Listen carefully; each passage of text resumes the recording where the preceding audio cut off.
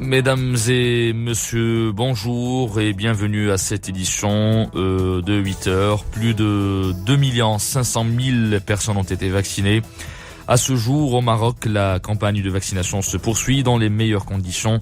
L'objectif, en premier lieu, est d'immuniser 25 millions de Marocains contre le Covid-19.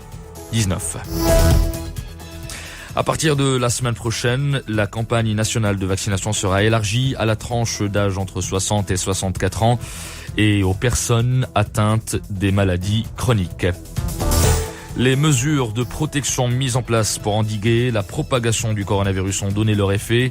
On constate un ralentissement de la progression du virus. Hier, le ministère de la Santé a recensé un total de 207 cas de contamination, 621 guérisons et 6 décès.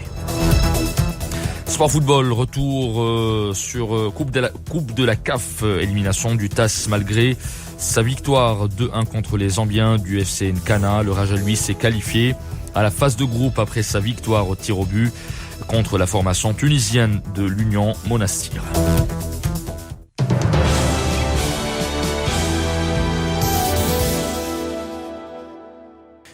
La campagne de vaccination toujours en cours. Jusqu'à présent, pas moins de 2 500 000 personnes ont été vaccinées contre le coronavirus. Cela fait 3 semaines que l'opération nationale de vaccination a commencé. Elle se déroule dans les meilleures conditions. En revanche, côté infection, le virus continue sa progression. Un total de 207 cas de contamination et de 621 guérisons a été enregistré dans les dernières 24 heures. Le nombre total des décès est passé à 8 554 avec 6 nouveaux cas recensés, toujours durant la même période, ce qui nous fait un taux de létalité de 1,8%. Sachez que parallèlement à la vaccination des catégories ciblées actuellement, c'est-à-dire les personnes priorisées, la campagne nationale de vaccination sera élargie à partir de mercredi prochain à la tranche d'âge entre 60 et 64 ans et aux personnes atteintes des maladies chroniques. L'annonce a été faite hier dimanche par le ministère de la Santé. À cet effet, le ministère de la Santé invite à nouveau tous les citoyens appartenant aux catégories ciblées à poursuivre leur adhésion à ce chantier national d'envergure en vue d'atteindre l'immunité collective. Il insiste aussi sur la nécessité de continuer à se conformer aux mesures de prévention avant, pendant et après l'opération de vaccination anti-Covid-19.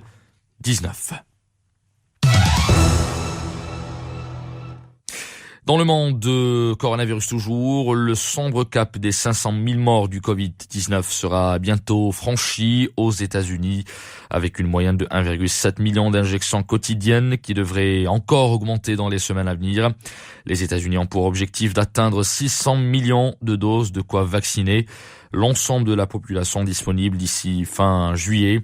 Au total, plus de 60 millions de personnes ont pour le moment reçu l'un des 2 vaccins autorisés aux États-Unis, Pfizer-BioNTech, et de Moderna, dont 18 millions qui ont eu donc les 2 injections requises.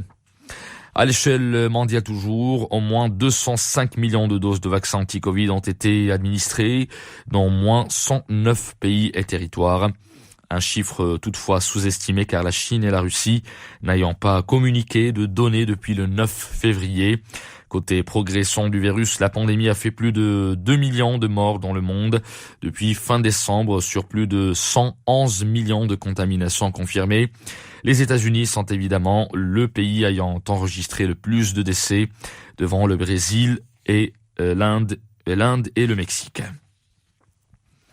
Dans le reste de l'actualité, des hommes armés ont ouvert le feu sur le cortège du ministre libyen de l'Intérieur, Fathi Bashagha, dans la capitale Tripoli. C'était hier dimanche, mais le ministre s'en est sorti vivant.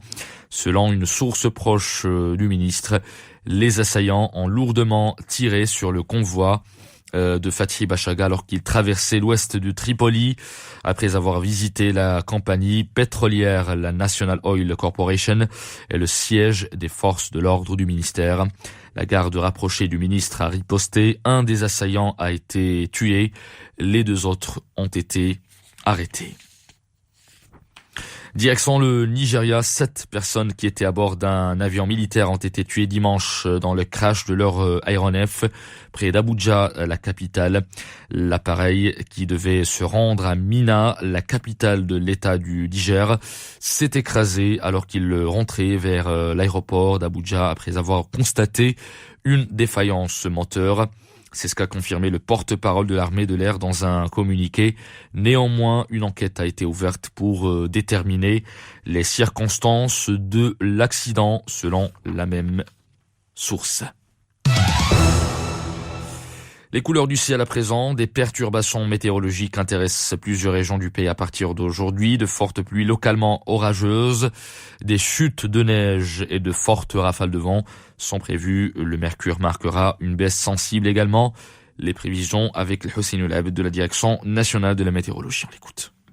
La situation durant les dernières 24 heures a été caractérisée par des pluies qui ont intéressé la nuit dernière et la matinée d'aujourd'hui, les régions du nord, le centre du pays. On a enregistré durant les dernières 24 heures 14 mm à Taroudant, 13 à Sawira, 11 mm à Agadir, Nzgan, les régions de Safi, à Sidi Ifni 10 mm, Agadir, Masira et Sawira, Port 8 mm, Al Jadida 7 mm, Marrakech 5, Ben Grir et Gulmim 4 mm, à Tiznit 3, à Stade 2 mm, à Casablanca, Khouribga et Tantan 1 mm et moins d'1 mm sur les régions de l'Ayoun, Wassar, Ben Slimane et Sidi Slimane. En ce qui concerne les prévisions, on sera encore perturbé avec des pluies averses, parfois orageuses, localement modérées sur les côtes et sur les plaines atlantiques nord et centre, les régions du Rif, le Seis, les plateaux de phosphate ou Almas, ainsi que les régions de l'Atlas, les reliefs de l'Atlas en général. Le temps sera encore passagèrement nuageux avec quelques faibles pluies qui vont intéresser également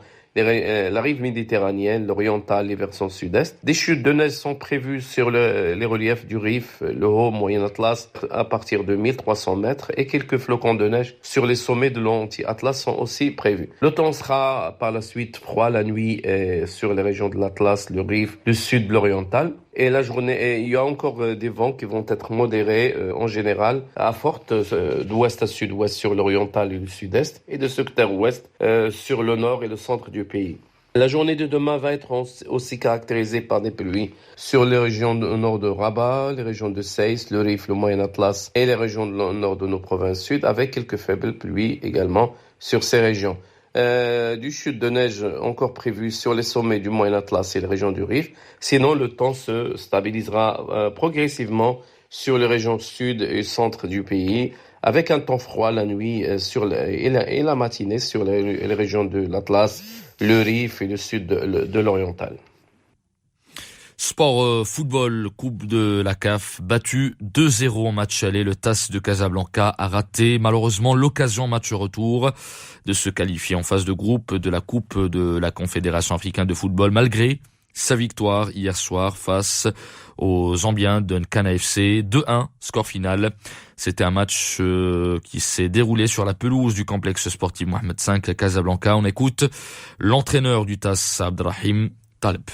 ولكن التسرع والاكسبيريونس اوسي بوكو ديكسبيريونس مع شي اللعابه ولكن هنيئا للاتحاد البيضاوي بهذا الفريق هذا الشاب اللي يلعب هذه المقابله ضد بطل زامبيا واللي نزل من الشامبيونز ليغ وهذا عطانا مؤشر بان هذا الفريق ان شاء الله خصو يركز على الدوري رغم حداثه يعني العهد ديال عده لاعبين لان 5 ولا 6 لاعبين يلعبوا اول مقابله مع الاتحاد البيضاوي في هذا النيفو هذا دونك خصنا نجتمعوا ونحاولوا ابتداء من هذا الاسبوع هذا عندنا مقابلتين يوم الخميس يوم الاحد باش نحصوا النقاط ونخرجوا الفريق اللي لقيناه في واحد الوضعيه لا تشرف.